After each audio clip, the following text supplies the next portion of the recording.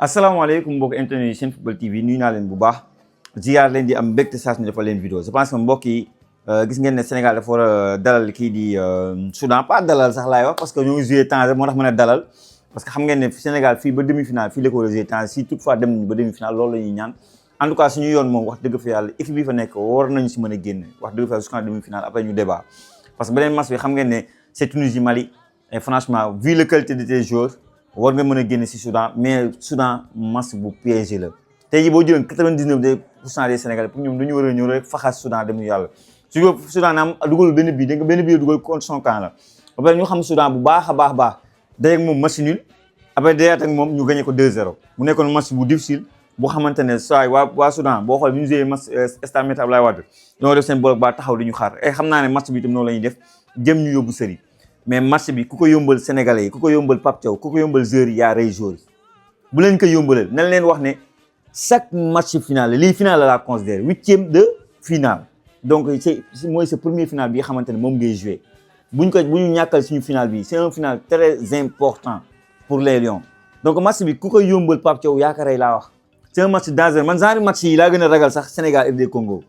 parce que équipe bi nga dajal ñun ñëpp dañoo jàpp ne ñoo war a ñëw rek faxas jàll ci leneen alors que warul demee noonu histoire daf ñu jàngal ne à chaque fois les grandes équipes que ça soit en Afrique que ça soit en Amérique que ça soit en Europe benn petite équipe mën na ñëw def surprise changer complètement carte gi jaxase carte gi ñu waye di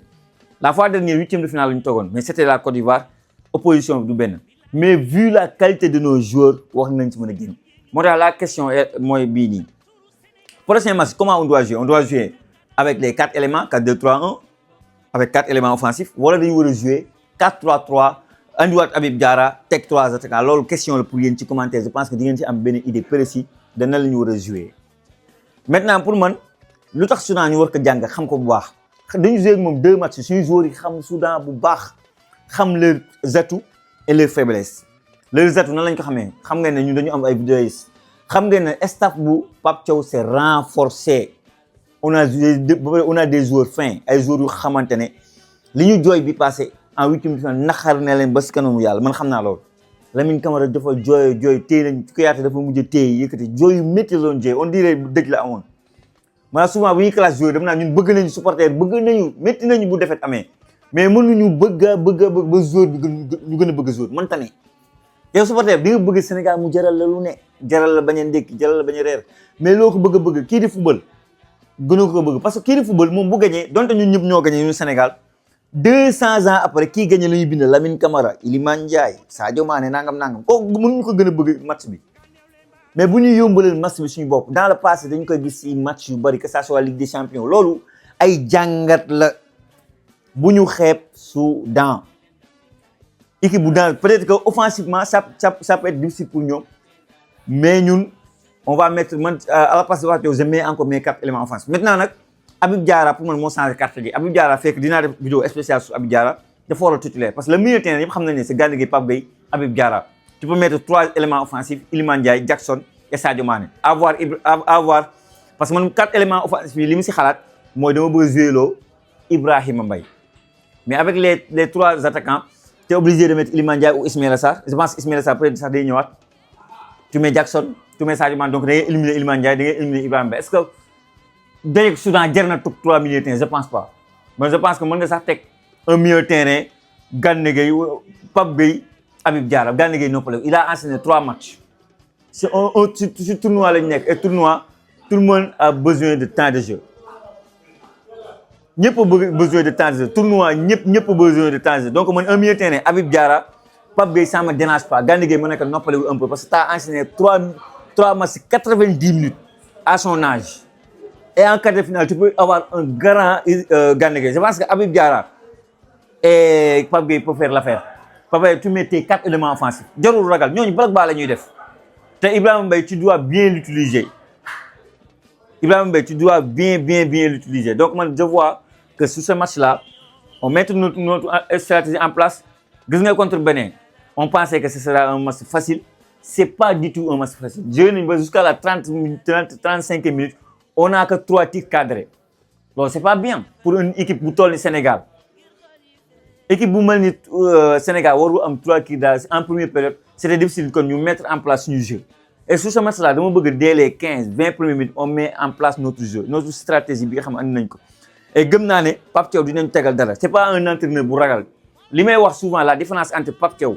et donc Pape Thiaw et Aliou Cissé. Aliou Cissé c'est un ancien milieu défensif donc moom avant d'attaquer damay défendre ba pare Iliman kii Pape Thiaw avant pour mieux défendre il va beaucoup attaquer il va énormément attaquer donc faut pas avoir peur on va mettre nos 4 éléments offensifs tout en pensant à pas xeeb équipe adverse bi parce que là équipe entraîneur bu Soudan il va se dire mais ñii ils vont jouer avec 4 éléments offensifs wala dañuy renforcer seen milieu 3 offensifs il va se dire mais ñii nan la ñuy teg ñun suñu atu dëgg mooy suñu effectif on a une bonne effectif et notre effectif à tout moment mën nañu changer match à tout moment taf il te change un match on a des qualités énormes parce que un Ibrahima Mbaye mu dugg deuxième mi-temps changer ce match loolu c'est extraordinaire tant Ismaïla Sarr il peut te changer un match Habib Diallo encore montre c'est un céréal buteur loolu débat la moom ak Jackson ba tey donc nan la Serigne Ndiaye sax bonul noonu je trouve Cheikh Sabali ñu ngi koy bëgg xaw a def aux oubliés Cheikh Sabali n'est pas encore fini Cheikh Sabali peut encore jouer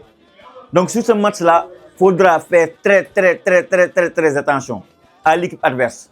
on a les qualités négligeons pas équipe adverse bi franchement négligeons pas équipe adverse bi on peut les battre donc match bi nañ ko jox ak xam nañ ko jox gëddaam les joueurs encore une fois dañ leen yónni yaakamte vous êtes des soldats plus de xam nga ñaati millions de Sénégal ñu tànn si que 28 Sénégalais vous êtes méritant vous n'êtes pas plus méritant que d'autres joueurs yu xam ne bu ñu sañoon porter le maillot de l'équipe nationale loolu sens la lu toll ni Sénégal ak joueurs ni ñu amee talent waxuma la football local bi ay talent yu dul jeex moo fi am football Europe bi kenn mën la wax ñaata ñu tànn si 28 xañ ñeneen ñu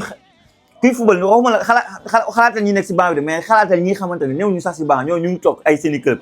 nekk ay Sénégalais kon yéen nekk ay jeunes joueurs nekk ñu xamante ne seen le plus grand rêve c'est de porter le maillot de l'équipe nationale vous yéen am ngeen chance boobu beaucoup de jeunes bëgg nañoo nekk à votre place ñu jox leen chance boobu donc faut mouiller le maillot mon frère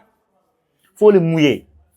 loolu la ñuy xaar si yéen à noter l'autre chose bi xamante ne bëgg naa ko wax mooy la défense Mamadou Sarr la Abdoulaye Seck wala Niakhaté parce que Kalidou Koulibaly il est blessé donc Niakhaté keroog man maa ngi woon zone presse maa ngi ko woon gis mu toog ci kaw foofu noonu je pense qu'il est mis au repos vu match yi mu doon enchaîner Lyon entre Europa League championnat tout le temps il est titulaire indiscutable à Lyon donc moom la fekk ñu noppal ko pour man c'est lu baax la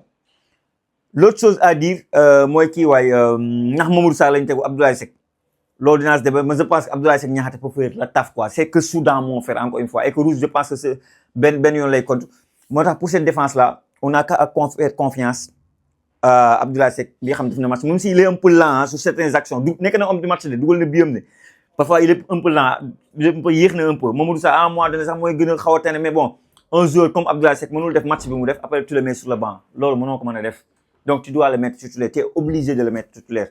donc Abdoulaye Seck Niakhaté war nañu mën a def la taf maintenant le débat sera le milieu terrain ndax damay andi Habib Diarra renforcer suma milieu terrain Gana Gueye Habib Diarra Pape Gueye ou au niveau offensif Ibrahima Mbaye de dugg ou pas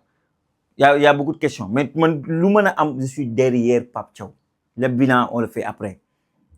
xam nga donc loolu laa bëggoon wax si match Sénégal Soudan bàyyi leen ci commentaire vous êtes libre ngeen wax ma seen xalaat ak seen gis-gis wax leen ne maillot Sénégal toujours disponible ça ne bouge pas le même numéro c'est le 77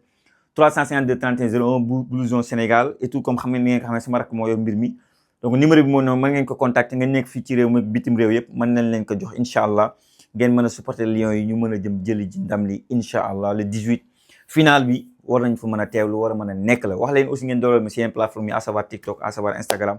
boo tàmpee Senfootball TV incha allah da ngeen gis logo bi jaajëfal naa leen wax leen ba beneen sur Senfootball